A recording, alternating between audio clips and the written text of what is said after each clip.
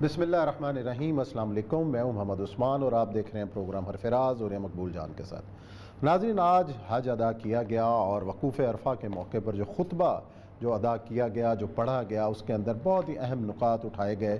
انسان کے ساتھ معاملات، حقوق کے حوالے سے بات چیت کی گئی۔ آج ہم اس کا جائزہ لیں گے کہ آج امام صاحب نے کیا کیا اس حوالے سے فرمایا، اور یہ حج کا جو بنیادی فلسفہ ہے، مقصد ہے، وہ ہے کیا اور کیا پیغام ہمیں ملتا ہے۔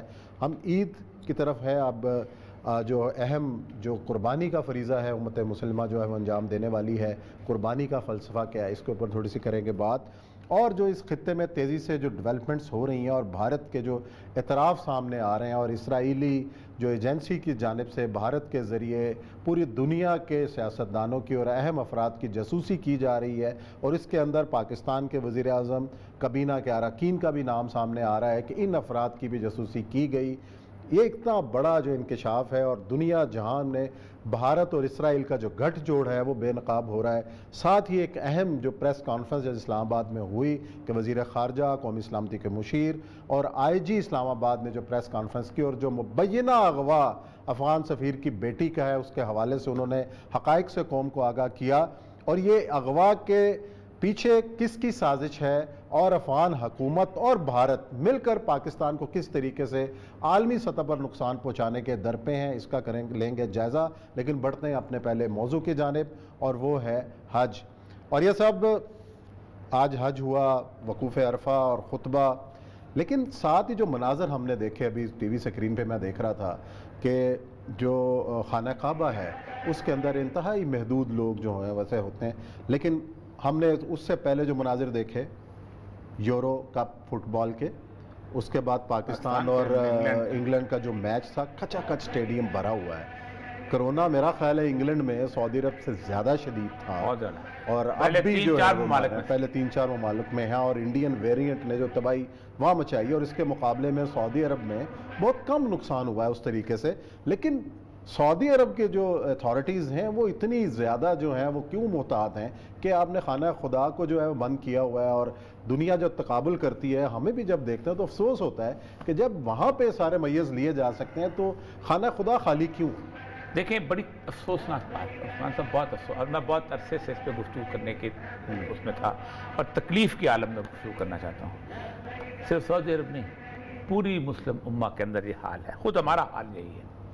لیکن وہ جگہ جہاں آپ کی دعائیں قبول ہوتی ہیں، جس کے بارے میں آپ سمجھتے ہیں کہ جس کی پہلی نظر ڈال کے آپ خانہ کعبہ کی طرف ڈالیں تو آپ کی دعا قبول ہوتی ہے، کیا وہاں کسی مسلمان کی کوئی دعا اللہ نہیں سنے گا؟ اور اگر اللہ نہیں سنتا، اس کا مطلب یہ ہے احتیاط کی باتیں آپ کرتے ہیں تو اس کو بند کر دیں۔ آپ سے زیادہ تو وہ لوگ فیتھ رکھنے والے ہیں کہ جو انہوں نے کہا کہ انگلینڈ کا معاملہ عزت و بےزتی کا مسئلہ، ہم فائنل دیکھنے جائیں گے، اور وہ لاکھوں کی طرح امڈے ہیں۔ آپ کو پتہ ہے جب انگلینڈ ٹیم ہاری ہے تو کیا انہوں نے کیا ہے، اور کیا طوفان بدتمیزی مچا ہے۔ صحیح۔ آپ نے کس بنیاد کے اوپر، اچھا پھر رسول اللہ کی حدیثیں سنا کے اس کی غلط انٹرپریٹیشن کرتے ہو؟ آپ صلی اللہ علیہ وسلم فرمایا کہ جس بستی میں طاعون پھیلے وہاں نہ جاؤ، اور جو وہاں ہے وہاں سے یہاں نہ آئے۔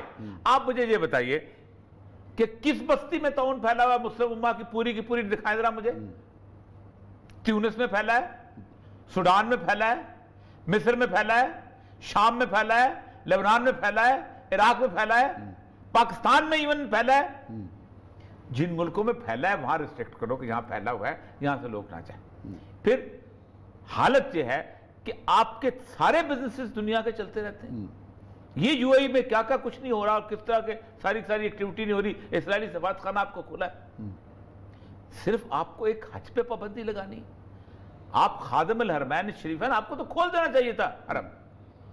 اس کے مجھے وہ کچھ افغان طالبان کے بعد جو رسول اللہ صلی اللہ علیہ وسلم نے جو سینیریو بلڈ کیا ہے نا، آپ صلی اللہ علیہ وسلم نے جو ہمیں پیشگوئیاں بتائی ہیں، مجھے بڑی اس وقت بڑا خوف لگ رہا ہے۔ اور خوف اس لیے لگ رہا ہے کہ آپ صلی اللہ علیہ وسلم کی پیشگوئیوں میں سے ایک یہ بھی ہے کہ حج بند ہو جائے گا، اور مینا میں قتل عام ہوگا۔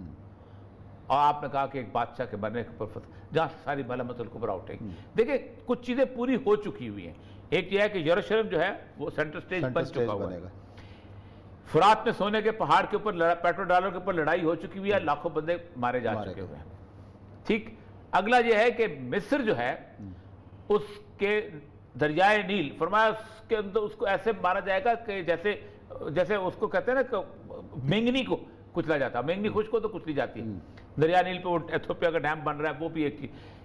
یمن اس کی جو لڑائی ہے, اب یمن جس وقت یمن کی لڑائی اگر آگے بڑھتی ہے تو حجاز پہ قبضہ کریں گے نا, اور یہ شام تو اس طرف سے, وہ تو اگلا ہے, جب امام مہدی نکلیں گے تو شام سے فوج جو ہے وہ آئے گی شام کے بادشاہ کی.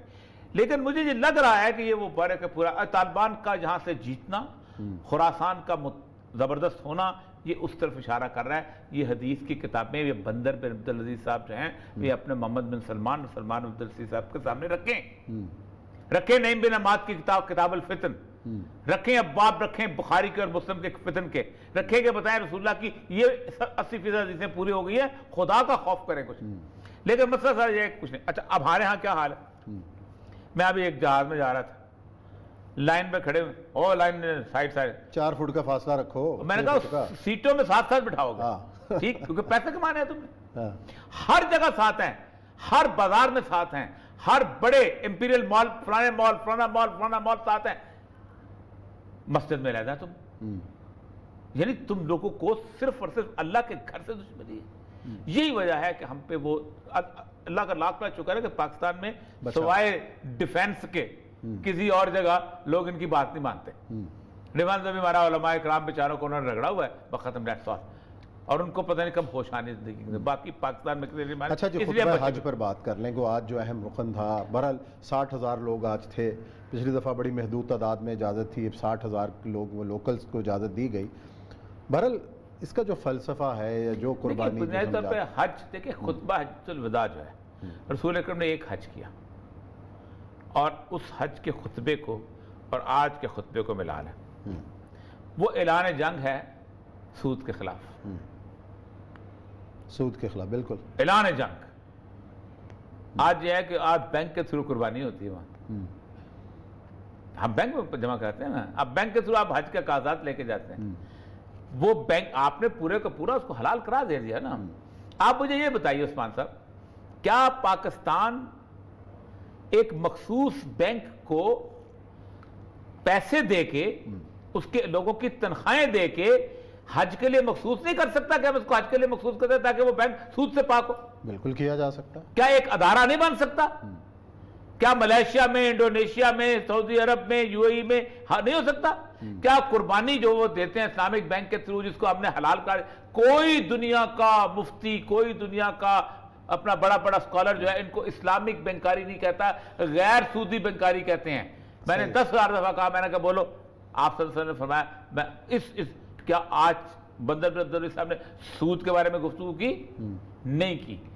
اس نیٹ ورک کو, کیونکہ وہ نیٹ ورک کھلائیں گے تو آئی ایم ایف مل جائے گا, وہ نیٹ ورک کھلائیں گے تو انٹرنیشنل کمیونٹی پورا مانیٹری سسٹم مل جائے گا. جس مانیٹری سسٹم کے آپ بینیفیشری ہو, جس مانیٹری سسٹم کو آپ کا پیٹرو ڈالر سپورٹ کرتا ہے. آج مسلمان کہہ دے ہم تیل ڈالر میں نہیں بیچتے, ڈالر ختم ہو جاتا ہے, ختم ہو جاتا ہے, مانیٹری سسٹم ختم ہو جاتا ہے. لیکن نہیں.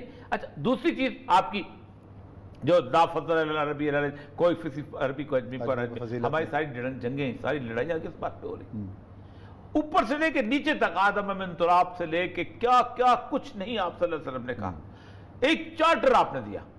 لیکن کیا آپ مجھے بتائیں, کیا مسلمانوں کے کسی ملک میں تیونس سے لے کے برنائی تک آپ جا کے وہاں رہے ہیں 25 سال, تو کیا آپ کہیں گے میں تمہارا مسلمان بھائی ہوں, مجھے میرا پاسپورٹ دے دو؟ مجھے ایسے نہیں دیں گے.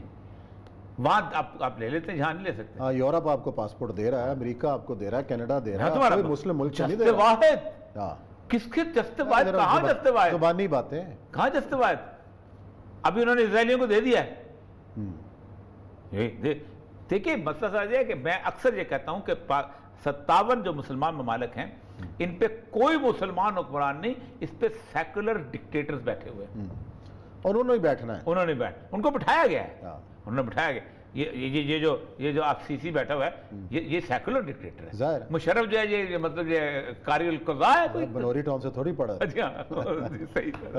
بریک لے لیں. چلیں جی بریک لیتے ہیں. بریک کے باتیں اور انتہائی امپورٹنٹ جو معاملہ ہے وہ ہے اسرائیلی جاسوسی کا، جس کی لپیٹ میں دنیا کے کئی لوگ آئے ہیں. پاکستان کے وزیر اعظم اور کابینہ کے کچھ اراکین بھی شامل ہیں جن کی جاسوسی کی جاتی رہی بھارت کے ذریعے. کتنا اہم معاملہ ہے، اس پر بات کریں گے بریک کے بعد.